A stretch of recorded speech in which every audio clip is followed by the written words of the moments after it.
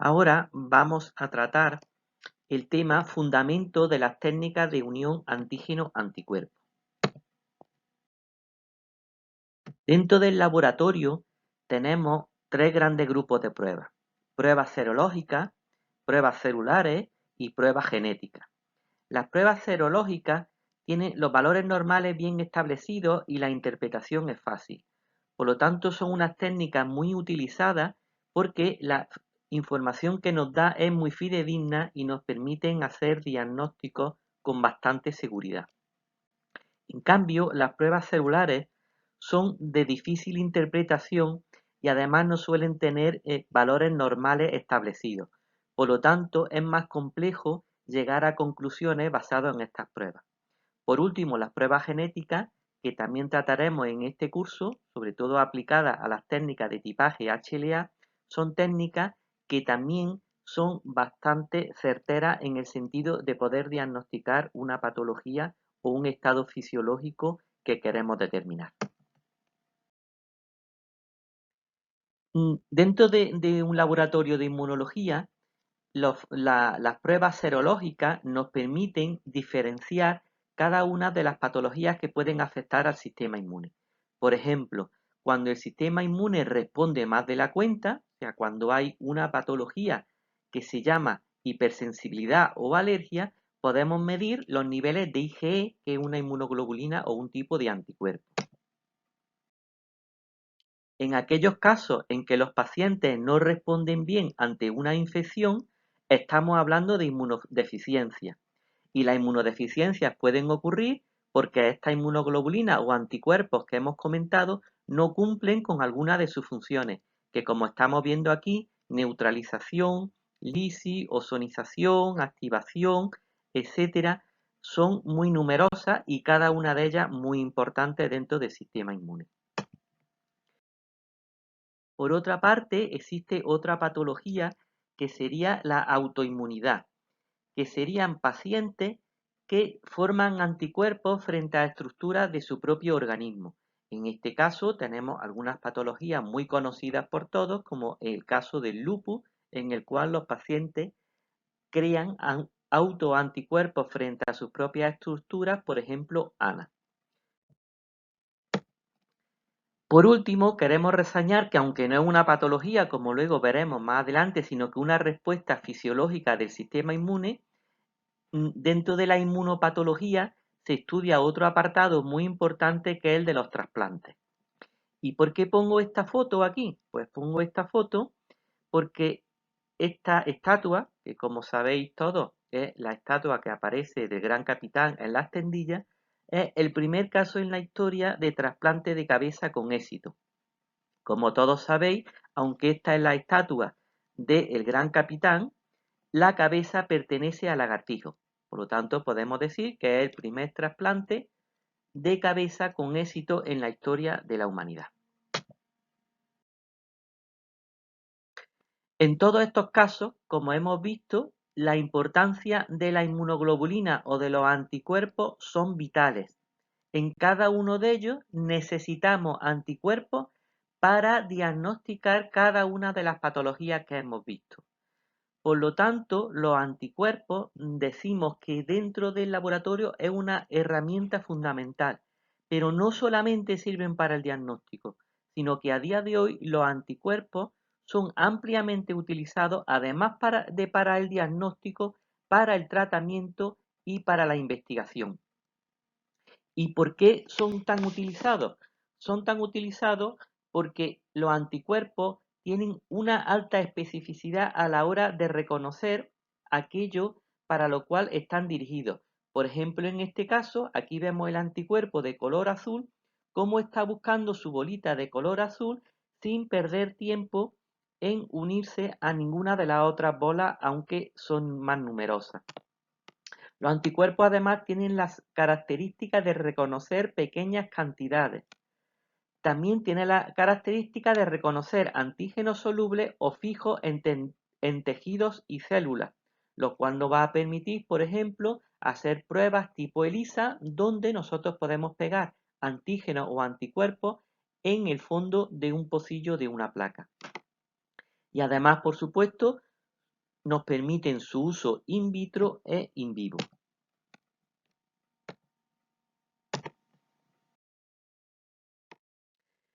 ¿Cuáles son las partes de los anticuerpos? Pues bien, un anticuerpo es una molécula proteica que tiene esta estructura. Tiene dos cadenas pesadas y dos cadenas ligeras L. Pero lo que más nos va a interesar es que los anticuerpos tienen dos partes. Una parte FAB, que es la que se va a unir a el antígeno, y esta parte FAB va a ser muy importante porque cada anticuerpo va a tener una parte FAB diferente. Por lo tanto, cada anticuerpo solamente se va a unir a un antígeno determinado, a una molécula determinada.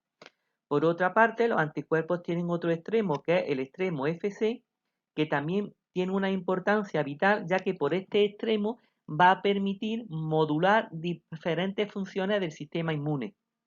Con este extremo, las inmunoglobulinas se van a poder unir a otras inmunoglobulinas, se van a poder unir al complemento, o se van a poder unir a otras células, como por ejemplo las células NK, o bien también se pueden unir a los monocitos.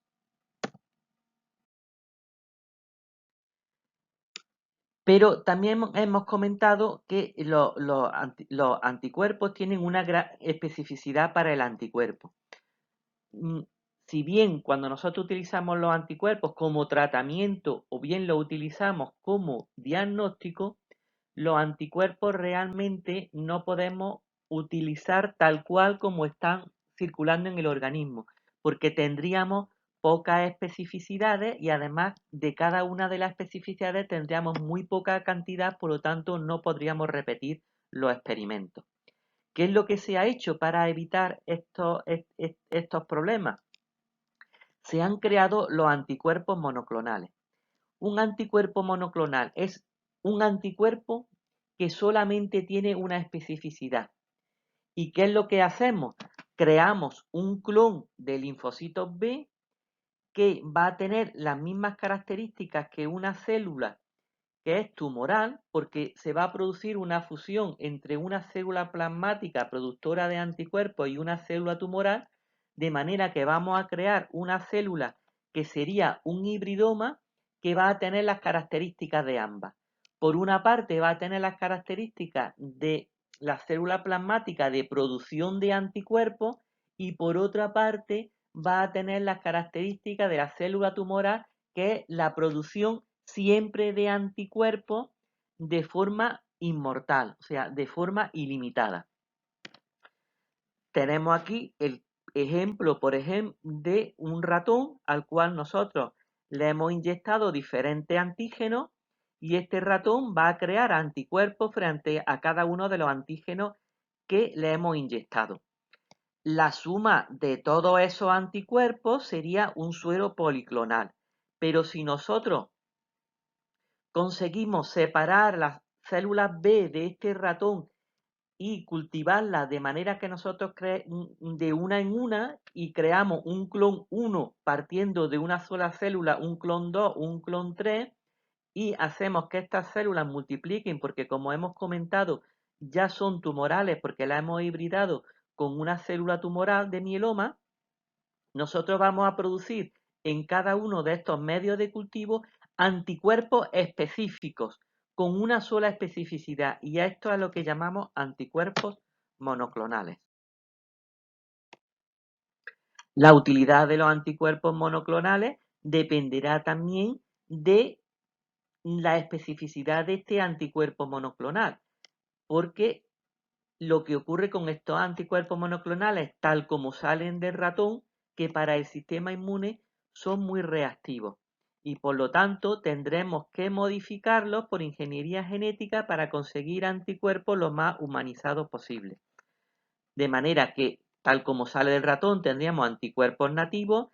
Si le quitamos la parte constante, tendríamos anticuerpos quiméricos. El siguiente paso serían humanizados y un siguiente paso que se llama totalmente humano, aunque esto realmente no es así porque sabemos que aunque reciben el nombre de totalmente humano, al seguir produciéndose con la maquinaria de un ratón, el sistema inmune humano los puede reconocerlos todavía como extraños. Pues bien, sabemos que tenemos anticuerpos monoclonales con una especificidad altísima que van a reconocer solamente un antígeno, solamente una molécula extraña y por lo tanto, además de para el del tratamiento, podemos utilizarlo, como hemos dicho, para el diagnóstico, ¿vale? Estos anticuerpos vamos a utilizarlos para hacer un diagnóstico antígeno-anticuerpo, que como podemos ver, ya que los anticuerpos solamente tienen una especificidad, va a ser totalmente específico.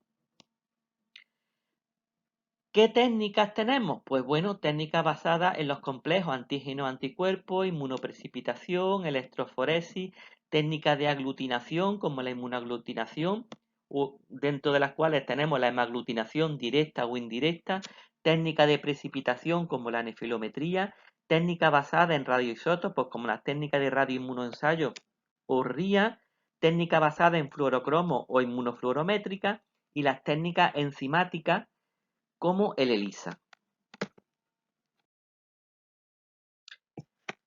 ¿Qué problema tenemos cuando hacemos estas reacciones o estas técnicas basadas en la unión antígeno-anticuerpo?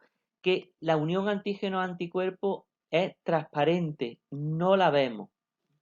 ¿Y qué es lo que tenemos que hacer? Ponerla de manifiesto mediante un truco por el cual nosotros sepamos que ha habido una reacción de antígeno-anticuerpo y que la estamos poniendo de manifiesto mediante una serie de reacciones que estamos provocando. De manera que yo voy a ver un color, voy a ver una luz o voy a ver una señal que me va a decir que ahí detrás, aunque yo no lo esté viendo, hay una unión antígeno-anticuerpo. El ejemplo sería, en este caso, nosotros vemos ahí unos focos, pero todo el mundo se imagina que detrás de esos focos hay un coche. No hay ninguna duda. Efectivamente, ahí tenemos un coche.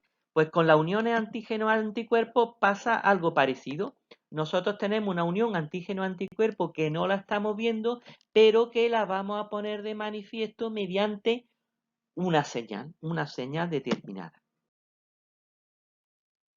Sería algo parecido a lo que estamos aquí. Tenemos un antígeno, nosotros hemos creado un anticuerpo específico frente a ese antígeno, que es lo que queremos determinar, y eso lo vamos a tener de manifiesto, de manera que cuando llega el cherry va a llevar ahí una luz para pedir ayuda y eso es lo que nosotros vamos a ver, esa luz. Las técnicas, pues bueno, la técnica de nefilometría, por ejemplo, que todavía sigue siendo una técnica gold estándar de unión antígeno-anticuerpo. Esta técnica se basa en la precipitación de los inmunocomplejos y en la turbidez. Ya hemos dicho que todavía hay muchas determinaciones de niveles de proteínas en sangre, cuyo gold estándar es el nefilómetro. La técnica de ELISA también la conocemos todos, son técnicas muy utilizadas en las cuales nosotros podemos hacer además con unos estándar una curva de calibrado, por lo cual son técnicas que nos permiten diagnósticos cualitativos o diagnósticos cuantitativos de una alta cualidad y además nos permiten trabajar con muchísimas muestras porque una placa tiene 96 pocillos, por lo cual nos permite trabajar con muchísimas muestras en un ensayo. Las técnicas de RIA, que eran muy sensibles y muy específicas. El problema que tienen estas técnicas, como todos nos podemos imaginar, es la radiactividad y que poco a poco están cada vez más en desuso. Las técnicas de inmunofluorescencia, que pueden ser de dos tipos, directa e indirecta. En la izquierda tenemos las técnicas de inmunofluorescencia directa, en las cuales nosotros añadimos un anticuerpo marcado con un fluorocromo que es específico frente al antígeno que queremos determinar, por ejemplo, en una célula o en un tejido. Son técnicas tremendamente específicas y sensibles. Las técnicas de inmunofluorescencia indirecta son anticuerpos, son técnicas en las cuales necesitamos un primer anticuerpo, que es el específico, y después un segundo anticuerpo, que es el que va marcado con el fluorocromo, que es específico frente a la inmunoglobulina que hemos añadido como primer anticuerpo. Son algo menos inespecíficas, son algo menos específicas, son algo más largas de duración, pero tienen la ventaja de que son más baratas. ¿Por qué cuesta más barata la inmunofluorescencia indirecta que la directa? Porque marcar una molécula de forma específica cuesta mucho más dinero que marcar un anticuerpo general que sirve para unirse a todas las inmunoglobulinas, como sería en el caso de inmunofluorescencia indirecta. En este caso, en la inmunofluorescencia directa necesitaríamos un anticuerpo específico para cada antígeno que queramos y cada uno de estos anticuerpos necesitan ir marcados específicamente, mientras que la inmunofluorescencia indirecta es una sola especificidad la que marcamos en muchísimas cantidades que nos van a servir para todos los ensayos. Y esto es lo que nos hace que se abarate el precio de forma importante. Otra técnica de amplia utilización en los laboratorios, no solamente de inmunología, sino de hematología, de análisis clínico, al día de hoy son las técnicas de citometría de flujo, que nos permite hacer estudios célula a célula y no solamente nos permite hacer estudios célula a célula para ver fenotípicamente las características de estas, su funcionalidad, sino que además nos va a permitir separar las células y poder utilizar aquel tipo concreto de células que nos interesan. Aquí tenemos, por ejemplo, una imagen de citometría de flujo en las cuales hemos separado a las diferentes células que podemos ver en una pantalla y analizar cada una de estas poblaciones por separado. En este caso, estos son otro tipo de histogramas en el cual aquí a la derecha podemos ver que podemos discriminar diferentes subpoblaciones en la misma célula. Y aquí vemos, por ejemplo, células que tienen estos dos marcadores positivos, células que tienen un solo marcador positivo, CD3 o CD8, y aquellas células que son dobles negativas, o sea que no son ni CD3 ni CD8. Otra técnica es el inmunoblot, que también se utiliza para, por ejemplo, para confirmatorio de muchas patologías. En este caso, se utiliza para el confirmatorio anticuerpos anti-HIV. En el inmunoblot nosotros lo que vamos a tener es antígeno fijado a una membrana y nosotros vamos a añadir el suero del paciente que se va a unir de forma específica si tenemos anticuerpos frente a esos antígenos. Posteriormente nosotros hacemos una reacción de color y podemos ver estas bandas que es lo que nos van a determinar que esos anticuerpos concretos son los que tenemos y no otros. Aquí vemos, por ejemplo, la segunda banda que no se ha teñido nada y la tercera banda, por ejemplo, que tiene solamente anticuerpos frente a unos antígenos y no frente a otros, con lo cual podemos decir que este paciente tiene HIV o no tiene HIV. También vamos a ver unas técnicas que se llaman técnicas de Dynavit, que se basan en una bolita esférica que van a llevar pegado un antígeno determinado y esto nos va a permitir separar, por ejemplo, una población de linfocitos T específico o una población de linfocitos B determinada. Como estas bolitas esféricas están imantadas, nosotros podemos poner un imán de manera que podemos atraer aquellas bolitas que han pegado estas células que a nosotros nos interesan. Hacemos un lavado, con lo cual nos vamos a llevar todas las células que no se han pegado y vamos a poder obtener una población pura con una serie de determinados linfocitos que nos pueden interesar o cualquier otra célula. Aquí vemos cómo el imán, nosotros metemos el tubo en el cual hemos añadido estas bolitas que, como hemos comentado, en la superficie tienen pegado un antígeno determinado o un anticuerpo determinado y vamos a hacer una serie de lavados y al final nos vamos a quedar en la pared del tubo con aquellas células que nos interesan solamente. Para la separación de los linfocitos, ¿qué es lo que haríamos? Pues primero separaríamos los linfocitos para poder estudiarlos con las técnicas de tipaje serológico clásico. Hay otras técnicas de tipaje molecular que trataremos en este momento. Y estas técnicas serológicas clásicas, ¿en qué se basan? Pues se basan en la unión antígeno-anticuerpo. El antígeno, ¿cuál sería? Las moléculas HLA que están en la superficie de los linfocitos, mientras que los anticuerpos serían los anticuerpos anti-HLA que estarían en el receptor.